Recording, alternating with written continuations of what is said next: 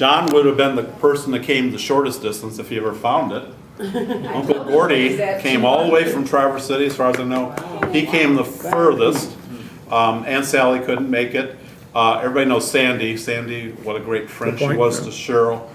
She sent a card. Sandy says, so very sorry, Steve. We have all missed her, but she's for sure in a better place now. I'm glad she is free and no longer in any pain. She couldn't have had a better family. You guys always supported her and showed her so much love. She was a beautiful person, and I am so glad to know her. Take care of yourself and each other. Last time we saw Cheryl, all of us went up to the Suncrest on Christmas, and we sat with her. Her room was decorated to the nines with inflatable Santas. They loved Cheryl there. They took good care of her. At the end of her bed, there was two big posters. Were they firemen? With the abs and all that, And the nurse said she asked Cheryl. For the whole place for her room.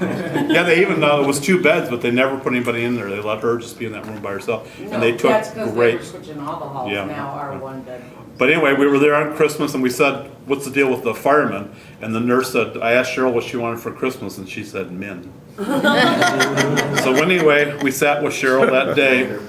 We sat with Cheryl that day for a while. Then on the 27th, we got the call from Beth that she wasn't in good shape. We all scrambled to get up there. Me and Todd and Sean got there in the parking lot about the same time, and we had missed her by about 15 minutes. If that. So, but we were lucky that one of us was with her. Beth, can you stand up and tell us about your final moments with Cheryl, please? Well, it wasn't much because at that point Speak she up. really wasn't moving around a lot or anything. She was just trying to breathe. And they had to put oxygen on her just to let her try to help her feel better, but wasn't doing really anything. And they had given her morning meds, and they knew she was not going to come back after that. So they said just to stay there with her, if I wanted to. And I was like, I'm not going anywhere. So I sat there with her until she had her last one, checked the time, because I knew the nurse. What about would the want it. eyes? And while I was laying there looking at her, right before she took the last ones, I said, her beautiful green eyes, I'm not going to be able to see those again because nobody else in the family has them. And her eyes dropped right down, like God just let it happen. And I could see straight into her eyes like she was looking right at me. And I was just like, okay, we all love you. And I was just trying to name names left and right. Todd, Steve, Sean, just going crazy. And I said, give everybody a hug and kiss for us from Mom and Dad and everybody. And, you take care of them till we get there. And we'll be there eventually. And that was it. Yeah. I Well, was glad. well, after that, we got in the car and we drove up to see Jim because I don't think anybody needs to hear something like that on the phone. So we rode up to Carol, me and Todd and Sean, much like Roberta did for me when Mom died. She came up to break it to me because you don't want to hear her on the phone, especially something like that. So anyway, that was just 2.5 months ago, and that's how Cheryl's life ended. But now we should talk about how she lived. And there's pictures and things like that. We had a pretty rocky start, being a Crimmins. Father was very. How many people have gone to one elementary school their whole life? Yeah, I went to No your way. school. Who went to more than 2? Anybody go to more than 6? 6? Well, I ended up going to 11. I started in Pontiac, California, Arizona, Connecticut. We came back to Michigan. I lived in Grandpa's house. What's the elementary school down the street? Dull Lutz. No, from Uncle Gordy and Leroy. Huh? Yeah, so we went there for a while. Dull Lutz. I remember coming back the one time when a kid jumped me and Cheryl walking down Leroy. And he had 2 other kids with him. This is like 4th grade, something like that. And we got into a little tussle, and I ended up punching the kid. I usually would throw a punch eventually if I got pushed around. And the kid said, "You busted my lip, kid." And we started walking, and Cheryl, all the way, the rest of the way, "You busted my lip, kid." That was so funny. Cheryl was feisty. My earliest recollections, I don't remember Mississippi or anything like that. I remember being in Pontiac. Uncle Gordy was there, and Uncle Mike and Sally. Cheryl would do handsprings and cartwheels in the grass. She was always athletic. And that and that was my earliest memories. Like I said, I don't remember New York or Mississippi, and then we were on our way to California. It was a couple schools in California, a couple schools, and Uncle Jimmy was out there at that time for a while. And then we went to Connecticut, 3 schools in Connecticut: Hartford, Windsor, Windsor Locks, back to Michigan to that elementary school, and Madison Heights. So it was a lot of schools. We would always be each other's friends. We would move to California. We didn't know anybody. You had to learn how to spell California. Was always fun. Right down Mississippi, you know, Arizona, Phoenix, Arizona. Trying to learn that when you're a kid. But you'd be trying to make new friends, learn the routes of the school, all those things, and you'd be trying to make new friends. But you had your family right there that knew you already. It was established. You could play with. So me, Tom, Cheryl, and Jim. Jim was the little one. Jim was born in Pontiac. Yeah. And that was the team until we got to Connecticut, where Beth was born. We don't say adopted anymore. And then Todd. We don't say adopted no more. My happiest days were in Madison Heights, you know, when we lived there on Rialto. And what's strange is Grandpa Crimmins lived on Leroy, 1346 Leroy in Ferndale, and Grandpa Laughlin lived in White Lake, and he lived on Leroy. And then we moved down to a street called Rialto, and Grandma's favorite restaurant to take us to was over at 9 Mile and Woodward. She goes, "This is where we used to take your dad and your Uncle Gordy, teach them how to order like gentlemen," you know. So that was good. Cheryl looked out. Cheryl loved people, animals, nature. Yep, I remember the monkey. Crafts. Crafts, yep. Hey, that nursing home lady, she bought her a bunch of monkeys at the end that she could like just leave Yeah. right around her neck so she could snuggle with them. So anyway, like I said, she was my, until I got to Madison Heights, I never had a friend that lasted long because they were all, you know, months at a time. Until I got to Madison Heights and people like John back here in the corner, my buddy Jerry was in South Carolina.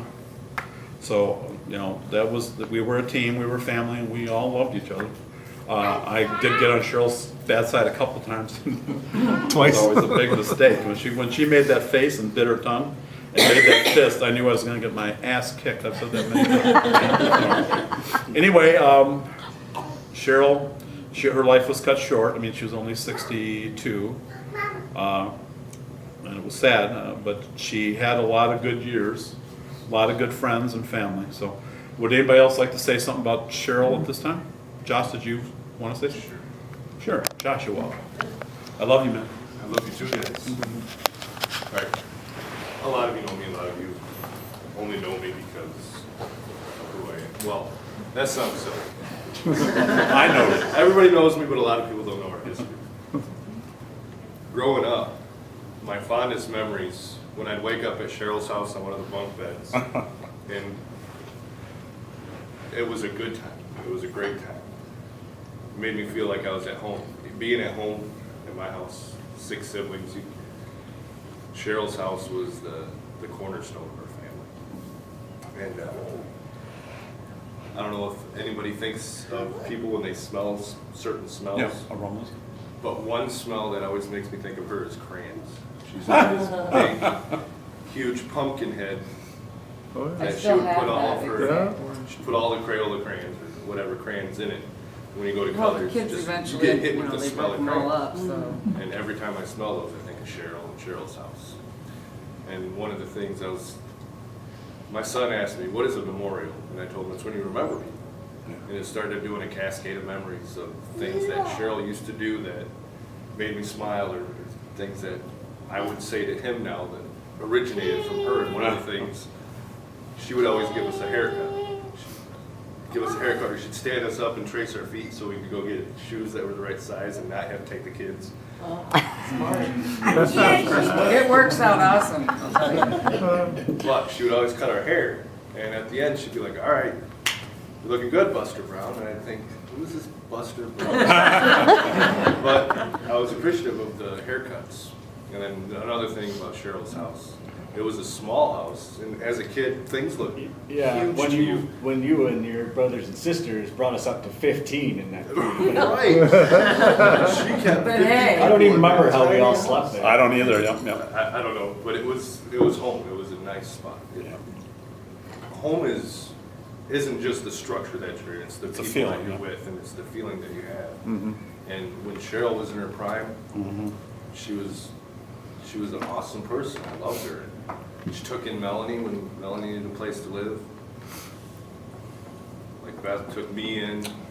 Without my aunts and my uncles in my life, I don't know where I'd be at. I don't know. I'd be the same person that I was. And Cheryl was there. And another thing that sticks out to me that I do to him sometimes. This is my son Zephaniah for all those that don't. He calls it, don't put the cheese on the popcorn, Dad, but she used to always do garlic and salt. And the first time I ate it, I thought, this is nasty. And now if I eat it without, it's not right. You gotta have a little bit of the garlic and salt. And that was Cheryl in our lives. And the other thing, as I got older, the last thing that makes me think of her is a hot toddy. You guys know what a hot toddy is? Yep. Yep, her and Cheryl, If you were at our house at and Beth. Halloween, it was a It very, was always very hot toddies. celebrated. And Halloween, she was always a witch, which was a juxtaposition to We were just what she looking at really both of was. those pictures, yeah. She wasn't a witch, but she was always a witch. Halloween was our Christmas too. It was, Yeah. That was even less. Yeah, she loved Halloween was always Halloween. fun. You know, was it? She was. her aides set her up in it and put her in her chair, and she'd sit at her door, and they'd give out the patients a little bit of candy. So the elementary school downstairs would come through, and they would have that. Somebody asked me what Cheryl's favorite dish was, and I said I didn't know offhand. But I remember one of my favorite things when she used to make a big cookie. She would make a big pot of Spanish rice. I would die for that. Let me tell you about I Spanish brought like half stuff, pound. I'm gonna make- That's why it was good. I think my real mom, Ellen, Cheryl would make Spanish rice and it would be Spanish rice. Tomato sauce, a little bit of vegetables. It was good. It tasted great.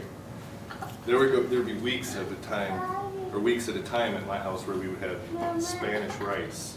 And it was just white rice with tomato sauce on it. Oh, We used to take it and flatten it out on the plate and cut it into pieces and say, okay, we're not having Spanish rice because that sucks. We're having pizza tonight. This piece here is all sausage.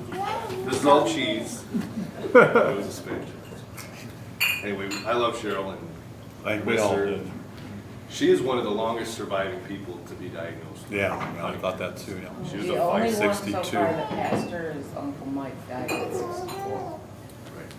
For as long as she We're From gonna pray diagnosis. that it Just passes a Right. side her. press. So long. I think that was due to the nursing home in large part. Right. Was their lung. but without the will.